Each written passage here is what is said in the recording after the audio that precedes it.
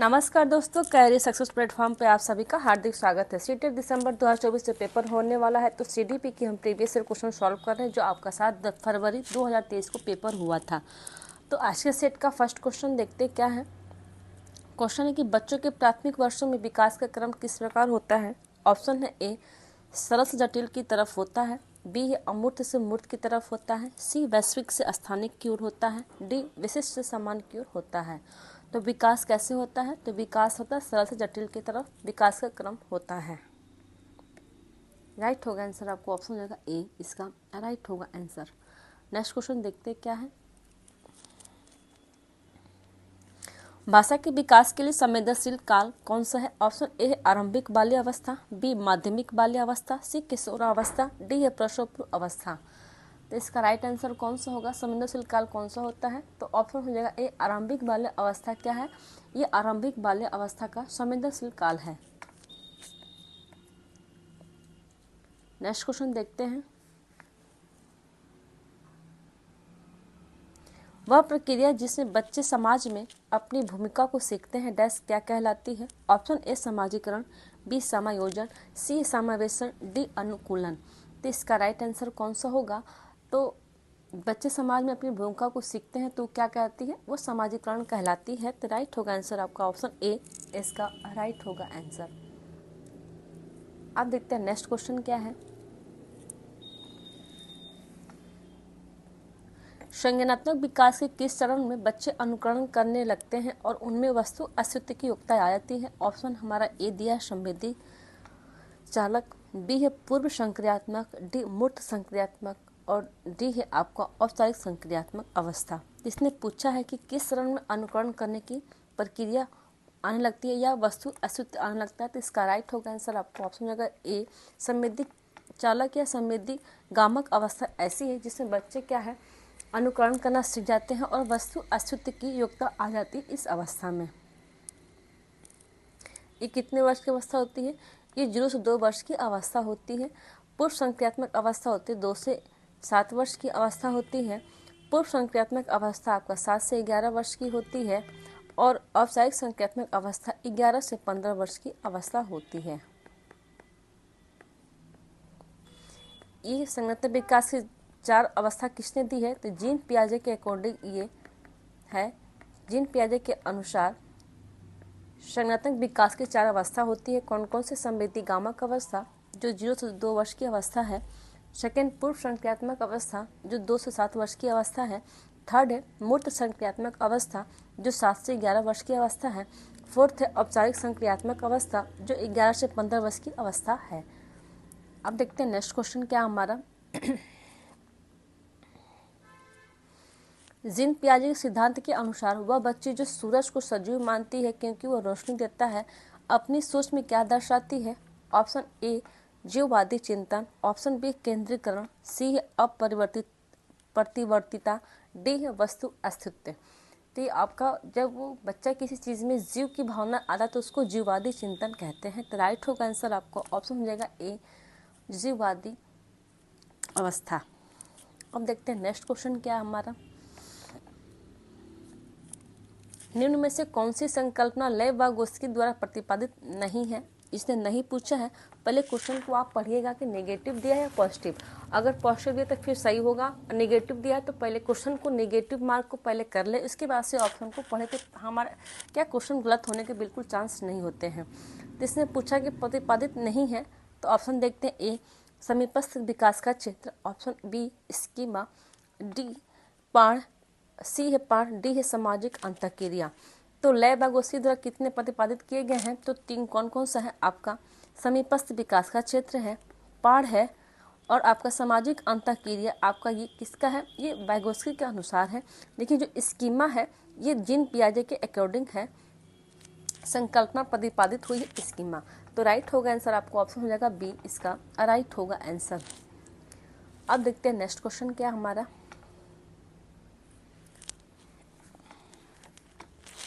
लेव-वागोस्की के सिद्धांतों के निहितार्थ के अनुरूप कौन सा कथन शैक्षिक प्रणाली के लिए सही है। ऑप्शन ए है विद्यार्थियों में सहयोग की बजाय प्रतिस्पर्धा को प्रोत्साहित करना, ऑप्शन बी है कि वांछनीय व्यवहार को इनाम द्वारा बढ़ावा देना अवांछनीय व्यवहार को सजा द्वारा घटाना।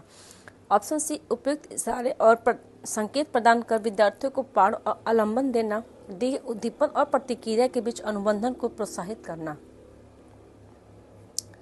इसका राइट आंसर कौन सा होगा? तो इसका राइट होगा आंसर आपको ऑप्शन हो जाएगा सी, उपयुक्त इशारे और संकेत प्रदान करना, विद्यार्थियों को पाठ और आलम्बन देना। इसका राइट होगा आंसर। नेक्स्ट क्वेश्चन देखते हैं अब। कोहलबर्ग के अनुसार नैतिक विकास की प्रथम अवस्था क्या विशेषता है? ऑप्शन ए, नियमों को निश्चित और निरपेक्ष रूप में देखना। ऑप्शन बी है कि दूसरों का स्नेह और अनुमोदन बनाए रखना। सी है कानूनों और नियमों को बनाए रखने के कर्तव्य का पालन करना। डी, अमूर्त सार्वभौमिक सिद्धांतों को अपनाना जो सभी मानवता के लिए मान्य है। तो इसका राइट है आंसर आपको ऑप्शन जाएगा ए, नियमों को निश्चित और निरपेक्ष रूप से देखना क्या हमारा नैतिक विकास की प्रथम अवस्था की विशेषता है ये। नेक्स्ट क्वेश्चन है, एक प्रगतिशील कक्षा कक्ष में किस प्रकार होना चाहिए? ऑप्शन ए, बच्चों को निश्चित पाठ्यक्रम के अनुसार सीखने के लिए बाध्य किया जाता है। ऑप्शन बी, बच्चे उन गतिविधियों में संलग्न होते हैं जिससे वो अपनी क्षमताओं को पा लेते हैं। सी है, बच्चों की योग्यता के अनुसार उनका नामीकरण और पृथक्करण किया जाता है। ऑप्शन डी, कि बच्चे इनाम को पाने के लिए और सजा से बचने के लिए कार्य करते हैं। तो इसका राइट आंसर आपको ऑप्शन होगा बी, बच्चे उन गतिविधियों में संलग्न होते हैं जिससे वो अपनी क्षमताओं को पा लेते हैं। तो राइट आंसर आपको ऑप्शन बी। अब देखते हैं थोड़ा सा डिटेल की प्रगतिशील कक्षा की निम्न विशेषताएं कौन कौन सी होनी चाहिए, थोड़ा सा समझ लेते हैं। तो प्रगतिशील कक्षा कक्ष में सीखना एक सामाजिक प्रक्रिया है। सेकेंड हमारा है कि ये छात्रों को एक नया ज्ञान और जानकारी प्राप्त करने में सहज महसूस कराने के लिए लोकतांत्रिक वातावरण प्रदान करता है। थर्ड होगा कि प्रगतिशील शिक्षा ने विद्यार्थियों को पारंपरिक तरीकों से परे अवधारणाओं को सोचने और विश्लेषण करने में सक्षम बनाता है। फोर्थ, ज्ञान प्रत्यक्ष अनुभव और शिक्षकों के सहयोग से उत्पन्न होता है। तो आपका प्रगतिशील कक्षा कक्ष का ये विशेषता बताई गई है। अब देखते हैं नेक्स्ट क्वेश्चन क्या है। निम्न में से किस प्रकार की बुद्धि का वर्णन हावर्ड गार्डनर द्वारा किया गया था? ऑप्शन ए, सामान्य बुद्धि। बी है भाषाई बुद्धि। सी, भौतिक बुद्धि। डी है विशिष्ट बुद्धि। तो हावर्ड गार्डनर द्वारा भाषाई बुद्धि के बारे में द्वारा किया गया है। तो राइट आंसर आपको ऑप्शन जाएगा बी, इसका राइट होगा आंसर। नेक्स्ट क्वेश्चन देखते हैं। एक प्राथमिक कक्षा कक्ष में शिक्षिकाओं को व्यक्तिगत वाक खुद से बातचीत जो हमारी सोच और व्यवहार का मार्गदर्शन करती है। ऑप्शन ए, प्रोत्साहित करना चाहिए। बी, हतोत्साहित करना चाहिए। सी, नकारना चाहिए। डी है कि इस्तेमाल के लिए बच्चों को दंडित करना चाहिए। तो इसका राइट आंसर आपको ऑप्शन होगा ए, प्रोत्साहित करना चाहिए।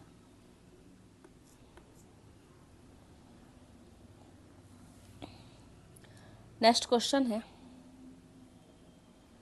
मोहन ने घर और समाज में लड़कों की भूमिका को देखते हुए स्कूल में आयोजित एक कार्यक्रम में लड़की की भूमिका को यह कहकर निभाने से इनकार कर दिया कि वह एक लड़का है, इसलिए वह एक लड़की की ड्रेस नहीं पहनेगा। क्या यह क्या दर्शाता है? ऑप्शन ए की जेंडर भूमिका में लचीलापन। बी है जेंडर समानता। सी, जेंडर गतिशीलता। डी है जेंडर प्रारूप। तो यह एक जेंडर प्रारूप को दर्शाता है। नेक्स्ट क्वेश्चन है, एक ही कक्षा में अलग अलग क्षमताओं वाले विद्यार्थियों को सीखने और सिखाने की प्रक्रिया क्या कहलाती है? ऑप्शन ए, विभेदी निर्देश। बी है मानकीकृत निर्देश। सी, उद्दीपन। डी, अनुबंधन। तो यह प्रक्रिया क्या कहलाती है? तो विभेदी निर्देश प्रक्रिया कहलाती है। राइट होगा आंसर आपका ऑप्शन जाएगा ए, इसका राइट होगा आंसर। नेक्स्ट क्वेश्चन देखते हैं। सामाजिक रचनावादी कक्षा कक्ष में मूल्यांकन का प्रमुख तरीका क्या होता है? ऑप्शन ए, वस्तुनिष्ठ प्रत्याह्वान आधारित परीक्षाएं। बी, सहयोगात्मक परियोजनाएं। सी, मानकीकृत परीक्षाएं। डी, मानक संदर्भित परीक्षाएं। तो इसका राइट होगा आंसर आपको ऑप्शन होगा बी, सहयोगात्मक परियोजना ये कहलाती है। नेक्स्ट क्वेश्चन देखते हैं। शिक्षार्थियों के आकलन का सबसे महत्वपूर्ण उद्देश्य है ऑप्शन ए अध्यापन की प्रभावशीलता पर विचार करना और सीखने को बढ़ाने के लिए इसे संशोधित करना, बी है शिक्षकों को सौंपे गए कार्यों में से एक कार्य को पूरा करना, सी रिकॉर्ड और रजिस्टरों को पूरा करना, डी है कक्षा में समान योग्यता वाले समूह बनाने के लिए। तो इसका राइट आंसर आपका कौन सा हो जाएगा? तो इसका राइट होगा आंसर आपका ऑप्शन होगा ए अध्यापन की प्रभावशीलता पर विचार करना और सीखने को बढ़ाने के लिए संशोधित करना इसका राइट होगा आंसर। नेक्स्ट क्वेश्चन है, विद्यार्थियों को उनकी अभिरुचि, जरूरतों और परिवेश की भिन्नताओं को ध्यान में रखकर उन्हें विविध प्रकार की गतिविधियों और अनुभवों के विकल्प देना किस सिद्धांत का पालन करता है? ऑप्शन ए समावेशन, बी नामीकरण और पृथक्करण, सी प्रतिस्पर्धा, डी है बहिष्करण। तो इसका राइट होगा आंसर आपको ऑप्शन जाएगा ए समावेशन का पालन करता है।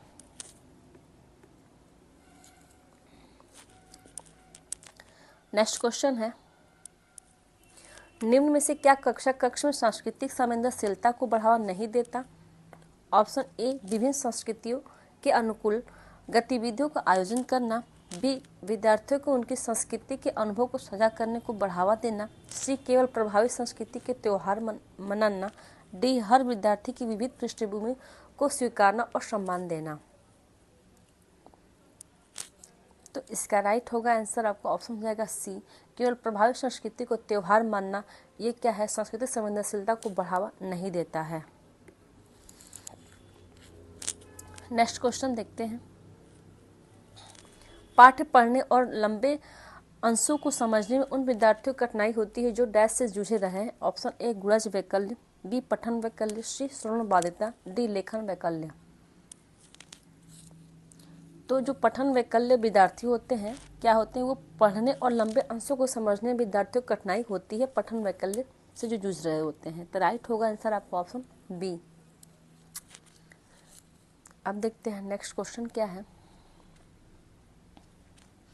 श्रवण बाधित बच्चों के लिए कौन सी शिक्षण सामग्री उपयुक्त नहीं है? ऑप्शन ए श्रव्य किताबें, बी मुद्रित पुस्तकें, सी उप शीर्षक वाले वीडियो, डी त्रियामी चार्ट और मानचित्र। तो श्रव्य किताबें क्या है? तो श्रवण बाधित बच्चों के लिए शिक्षण सामग्री के लिए उपयुक्त नहीं है। द राइट आंसर आपका ऑप्शन हो जाएगा ए। नेक्स्ट क्वेश्चन है, एक शिक्षिका को अपनी कक्षा में सृजनात्मक बच्चों की पहचान करने के लिए किस प्रकार के प्रश्न पूछने चाहिए? ऑप्शन ए रिक्त स्थान पूर्ति वाले प्रश्न, बी सही मिलान करने वाले प्रश्न, सी सही और गलत उत्तर विकल्प वाले प्रश्न, डी खुले जवाब वाले मुक्त उत्तर प्रश्न। तो इसका राइट होगा आंसर आपको ऑप्शन डी खुले जवाब और मुक्त उत्तर वाले प्रश्न इसका राइट होगा आंसर। नेक्स्ट क्वेश्चन है, यह महत्वपूर्ण है कि बच्चा अपने साथ जो अनुभव स्कूल में लाता है उन्हें ऑप्शन ए उन्हें नज़रअंदाज कर किया जाए, ऑप्शन बी उन्हें नकारा जाए, ऑप्शन सी उन्हें आगे बढ़ाया जाए, डी है उनकी उपेक्षा की जाए। तो इसका राइट आंसर आपको ऑप्शन सी उन्हें आगे बढ़ाया जाए, उनके अनुभव जो स्कूल में लाते हैं। तो राइट होगा आंसर आपका ऑप्शन सी इसका राइट होगा आंसर। नेक्स्ट क्वेश्चन देखते हैं, बच्चे कैसे सीखते हैं? ए चीज़ों को बनाकर और कार्य करके, बी पढ़कर और लिखकर, सी बोलकर और सुनकर, डी सोचकर और मनन करके। तो इसका ऑप्शन दिया ए और डी सही है, ऑप्शन बी में है कि सी और डी सही है, ऑप्शन सी में है कि ए सी डी सही है, ऑप्शन डी में है कि ए बी सी डी सही है। तो इसका राइट होगा आंसर आपको उपयुक्त सभी और ए बी सी डी इसका राइट होगा आंसर। बच्चों क्या करते हैं? बच्चे कैसे सीखते हैं? बच्चों को बनाकर और कार्य करके सीखते हैं, पढ़ और लिख कर सीखते हैं, बोल और सुनकर सीखते हैं और सोचकर और मनन करके सीखते हैं। तो इसका राइट होगा आंसर आपको option D A B C इसका राइट होगा आंसर। नेक्स्ट क्वेश्चन है, किस कक्ष में विद्यार्थी बेहतर ढंग से सीखेंगे? ऑप्शन ए शिक्षक ज्ञान के निष्क्रिय स्थानांतरीकरण पर बल देता है, बी शिक्षक मानता है कि केवल उच्च बुद्धि लब्धि वाले बच्चे शैक्षिक कार्य में अच्छा कर सकते हैं, सी शिक्षक बच्चों को उनकी गति के अनुसार सीखने की अनुमति देता है, डी शिक्षक सभी बच्चों के लिए मानकीकृत पाठ्यचर्या का पालन करता है। तो इसका राइट होगा आंसर आपको ऑप्शन सी, शिक्षक बच्चों को उनकी गति के अनुसार सीखने की अनुमति देता है। नेक्स्ट क्वेश्चन है, जब शिक्षक बच्चों के अनुभवों और कक्षा में शामिल करते हुए उनके सामाजिक सांस्कृतिक संदर्भ में उदाहरण देता है, तब वह बच्चों को किस भावना को प्रोत्साहित करता है? ऑप्शन ए अपनापन, बी हीनता, सी क्रोध, डी अलगाव। तो वो अपनापन की भावना को प्रोत्साहित करता है। राइट होगा आंसर आपको ऑप्शन हो जाएगा ए। नेक्स्ट क्वेश्चन देखते हैं, समस्या समाधान की प्रक्रिया किससे बेहतर होती है? ऑप्शन ए तार्किक सोच, बी निष्क्रिय अनुसरण, सी है प्रतिक्रिया सेट, डी है प्रकारात्मक स्थिरता। इसका राइट होगा आंसर आपका ऑप्शन हो जाएगा ए तार्किक सोच। क्या है? समस्या समाधान की प्रक्रिया में सबसे बेहतर होती है तार्किक सोच। तो राइट होगा आंसर आपका ऑप्शन हो जाएगा ए। नेक्स्ट क्वेश्चन है, बच्चों की भ्रांतियाँ और त्रुटियाँ किस प्रकार होती है? ऑप्शन ए सीखने सिखाने की प्रक्रिया बेहद हानिकारक है, बी बच्चों की अविवेकी चिंतन को दर्शाती है, सी बच्चों की सोच में झांकने के अर्थपूर्ण मौके देती है, डी वयस्कों में उनकी हीनता को दर्शाती है। तो इसका राइट होगा आंसर आपको ऑप्शन हो जाएगा सी, बच्चों की सोच में झांकने और अर्थपूर्ण मौके देती है। नेक्स्ट क्वेश्चन है, डैश इस बात का संकेत है कि शैक्षिक गतिविधियां बच्चे के लिए यांत्रिक और दोहराव वाली हो गई है तथा उनकी रुचि नहीं है। ऑप्शन ए आनंद, बी उत्सुकता, सी उत्साह, डी ऊब। तो इसका राइट होगा आंसर आपको ऑप्शन हो जाएगा डी ऊब। नेक्स्ट क्वेश्चन देखते हैं। अब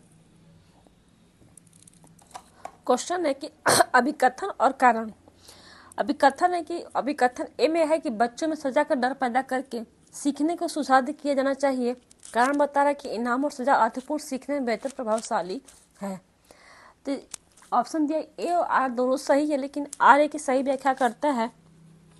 बी है कि ए और आर दोनों सही लेकिन आर ए की सही व्याख्या नहीं है।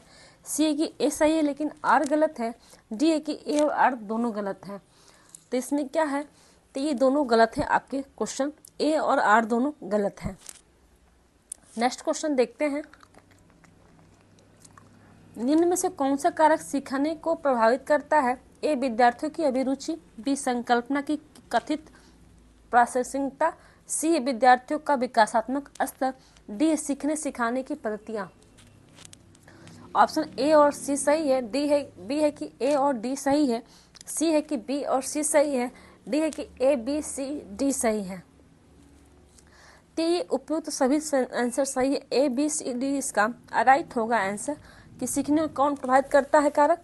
तो विद्यार्थियों की अभिरुचि, संकल्पना की कथित प्रासंगिकता, सी है विद्यार्थियों के विकासात्मक स्तर, सीखने सिखाने की पद्धतियाँ। और क्या हो सकती है? 4 तो ये हो गया। 5th में हो सकता है आपका शारीरिक स्वास्थ्य,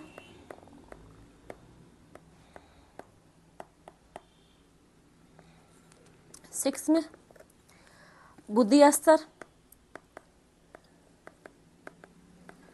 7th अभिप्रेरणा का स्तर,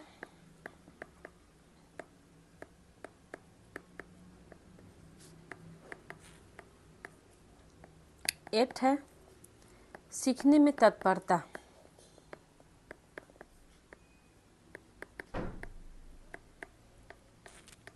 ये आपका क्या है? तो सीखने के प्रभावित करने वाले कारक हैं। नेक्स्ट क्वेश्चन देखते हैं, निम्न में से कौन सा कथन सीखने की स्थिति में व्यक्ति, वातावरण और व्यवहार के बीच संबंध को सही दर्शाते हैं? ए व्यक्तिगत कारकों का परिवेश के तत्वों का कोई प्रभाव नहीं पड़ता, बी तीनों कारक व्यक्ति, वातावरण और व्यवहार एक दूसरे को प्रभावित करते हैं, सी व्यवहार से सामाजिक परिवेश पर शायद ही कभी प्रभाव पड़ता है, डी वातावरण की प्रतिपुष्टि से व्यक्ति के आत्मसम्मान पर कोई प्रभाव नहीं पड़ता। तो इसका राइट होगा आंसर आपको ऑप्शन होगा बी, तीनों कारक व्यक्ति, वातावरण और व्यवहार एक दूसरे को प्रभावित करते हैं। ये आपको संबंध को सही दर्शाते हैं। तो राइट होगा आंसर आपका ऑप्शन हो जाएगा बी। आज की वीडियो और आज का सेट यही समाप्त होता है। वीडियो को like and subscribe and share जरूर करें। Thank you.